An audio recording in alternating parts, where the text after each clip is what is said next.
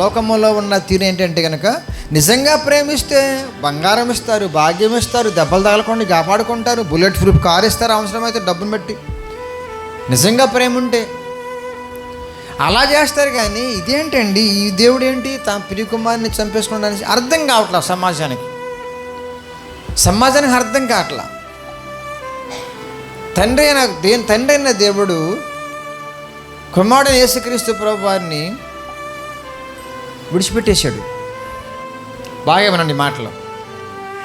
కుమారుడైన దేవుడైన యేసుక్రీస్తు ప్రభువారిని తండ్రి అయిన దేవుడు విడిచిపెట్టేశాడు లోకంలోకి.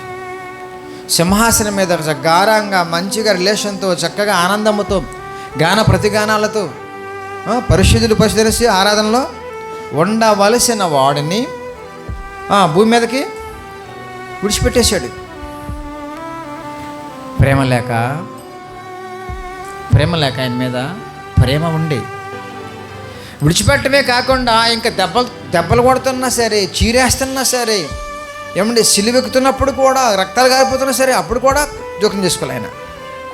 ప్రేమ లేక ఎంత ప్రేమ ఉంది,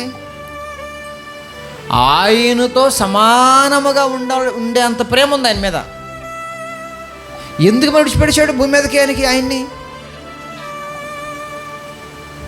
ఆయన్ని విడిచిపెట్టకపోతే నిన్ను విడిచిపెట్టాలి.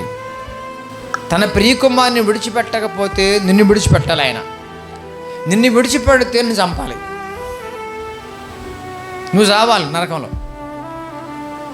అందుకే ఆయన్ని విడిచిపెట్టేసి నిన్ను పట్టుకున్నాడు ఆయన.